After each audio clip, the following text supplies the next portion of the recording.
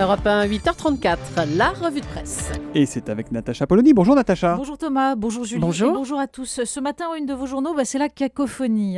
Le Parisien aujourd'hui en France, réforme scolaire, c'est pas le bon rythme. L'équipe, le projet qui divise le foot français, ça c'est l'opération Delta, 18 clubs au lieu de 20 en Ligue 1.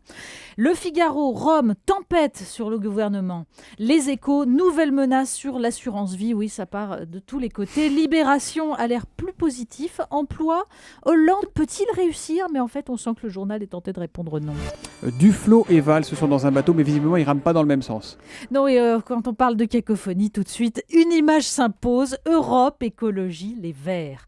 Oui, ce matin, les photos ont un fond vert dans les journaux, mais on s'aperçoit que c'est pas du tout la couleur de l'apaisement. Donc, Cécile Duflo trouve scandaleux qu'on évoque le mode de vie des Roms, scandaleux qu'on s'interroge sur leur volonté de s'intégrer. Pour Guillaume Tabar dans le Figaro, elle est sincère lorsqu'elle se dit choquée, mais elle a choisi sciemment d'atteindre un point de non-retour en renvoyant directement la question à la responsabilité du président de la République. « Vire-moi si tu l'oses », résume-t-il.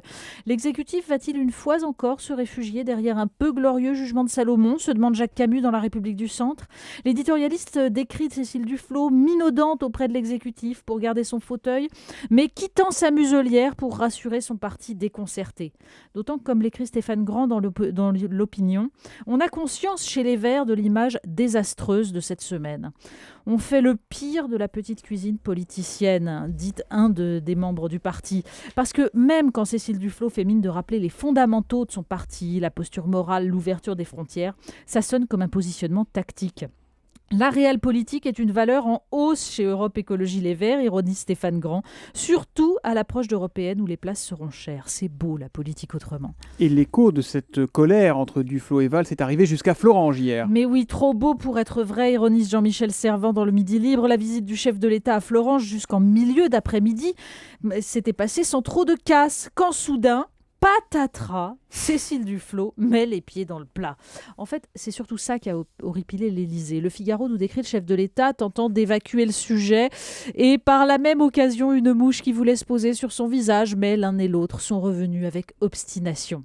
Ou comment gâcher le beau symbole présidentiel. Dans l'Opinion, Nicolas Bétou s'agace d'ailleurs de cette manie de créer des symboles plutôt que de trouver des solutions. D'autant qu'une fois les promesses trahies, il faut distribuer les enveloppes pour compenser, nous dit-il. Alors les éditorialistes ce matin signalent les sifflets qui ont accueilli le président, mais à l'instar de Jean-Marcel Bougreau dans La République des Pyrénées, ils estiment que en fait, François Hollande s'en est plutôt bien sorti. Et ils reprennent sa promesse de revenir tous les ans. Florange, comme la roche de Solutré de François Mitterrand. Bon, faut-il rappeler ce qu'était l'ascension de Solutré, le spectacle pathétique d'une cour qui se poussait du col pour approcher le monarque? Pas sûr que ça suffise à sauver la sidérurgie lorraine et à limiter le vote Front National dans la vallée de la Fensch. Ouais, pour raconter comment ça s'est passé à Florange hier, il y a un très bon papier sur le lab.fr, le site politique d'Europe 1, qui raconte presque minute par minute le comportement des journalistes et la gêne de François Hollande et de son entourage dans l'après-midi. Le GIEC, le climat, ça chauffe. Oui, parce que visiblement les Verts ont d'autres chats à fouetter et d'autres postes à glaner, mais les Échos détaillent le nouveau rapport du GIEC, le groupement intergouvernemental d'experts sur l'évolution du climat, réchauffement des grands fonds marins, modification des grands courants océaniques qui agissent comme des régulateurs du climat.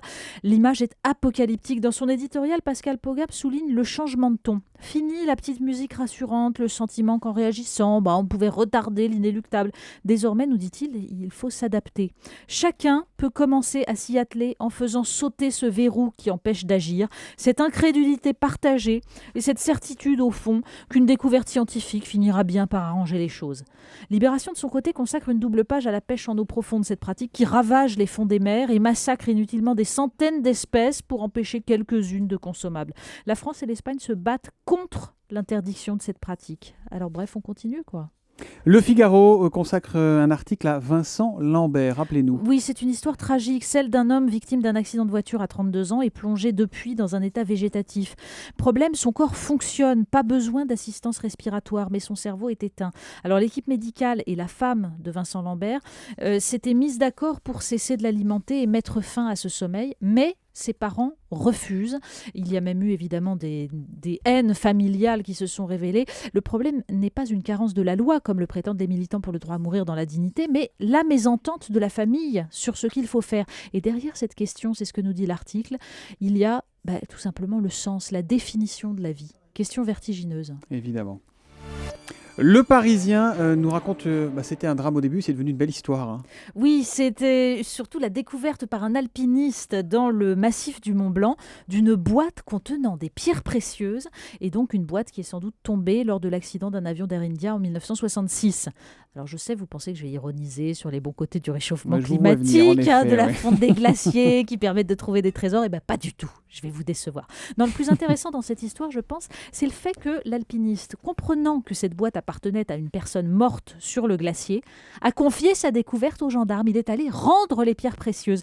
De sorte que si on retrouve dans les 2 ans les héritiers du propriétaire, les pierres seront rendues aux héritiers et non pas à cet alpiniste. Comme quoi, la fréquentation de la nature, des grands espaces, ça aide au désintéressement. On devrait en parler aux vers, qu'ils aillent s'aérer de temps en temps. Elle est imprévisible, Natacha Polony. Elle est tous les matins à 8h35 avec sa revue de presse sur Europe 1.